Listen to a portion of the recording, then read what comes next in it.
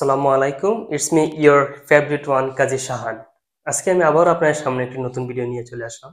আজকের ভিডিওটি হতে চলেছে ভ্যাটিকান সিটির রহস্য এবং অজানা সত্য নিয়ে, যেগুলো হয়তো আমরা অনেকে জানি না। তাহলে আর দেরি কিসের, চলুন ভিডিওটি শুরু করা যাক। অনেকে হয়তো জানেন যে ইতালির রাজধানী রোম শহরে আরও একটি ক্ষুদ্র স্বাধীন দেশ আছে, তার নাম ভ্যাটিকান সিটি। এটি হচ্ছে পৃথিবীর সবচেয়ে ছোট স্বাধীন দেশ। খ্রিস্টান ধর্মের ক্যাথলিক মতানুসারীদের সর্বশ্রেষ্ঠ ধর্মীয় স্থান এটি। পোপ হচ্ছেন এ রাজ্যের রাষ্ট্রপ্রধান। বিশ্বের ক্ষুদ্রতম স্বাধীন দেশ হলেও এ রাষ্ট্রের আছে পৃথক পতাকা, আছে সংবিধান, পৃথক মুদ্রা, সিলমোহর ও নিরাপত্তা ব্যবস্থা সহ সবকিছু। ভ্যাটিকান সিটি কেবল ধর্মীয় গুরুত্বের জন্য বিখ্যাত নয়, বরং রহস্য ও ষড়যন্ত্রের জন্য। শতাব্দী ধরে এই ভূমি অজানা ঘটনা, গোপন নথি এবং অদৃশ্য ব্যক্তিত্বের গল্পে ভরা রয়েছে এই দেশটিতে। চলুন ভ্যাটিকান সিটির এমন কিছু রহস্যময় অজানা তথ্য জেনে নেই, যেগুলো হয়তো এখনো আমাদের অনেকেরই জানা রয়ে গেছে। লিস্টের ফার্স্টে রয়েছে অতীত ও ভবিষ্যৎ দেখার যন্ত্র।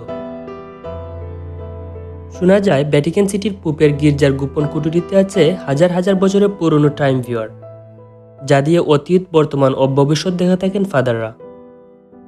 নাম্বার 2তে রয়েছে পোপের অদৃশ্য হওয়া। ভ্যাটিকান সিটির ইতিহাস জুড়ে বেশ কয়েকজন পোপ অদ্ভুতভাবে অদৃশ্য হয়ে গেছেন, যার মধ্যে পোপ পঞ্চম পিয়াস এবং পোপ নবম পিয়াস।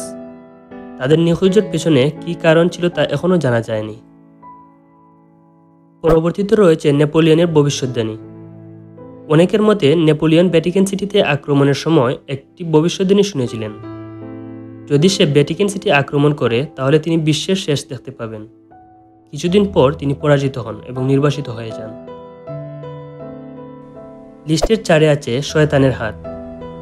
ভ্যাটিকান জাদুঘরে একটি ভাস্কর্য লিখন অ্যান্ড হিজ সন শয়তানের হাত দ্বারা তৈরি বলে বিশ্বাস করা হয়। শোনা যায় যারা ভাস্কর্যটি স্পর্শ করে তারা অসুস্থ হয়ে পড়ে। দেন নাম্বার 5-এ আছে ভূগর্ভস্থ টানেল। ভ্যাটিকান সিটির নিচে একটি বিস্তৃত ভূগর্ভস্থ টানেল নেটওয়ার্ক রয়েছে বলে বিশ্বাস করা হয়। কিছু লোক বিশ্বাস করে যে এই টানেলগুলি গোপন সমাধি, অজানা কক্ষ, এমনকি অন্যান্য শহরের সাথে সংযোগ স্থাপন করে।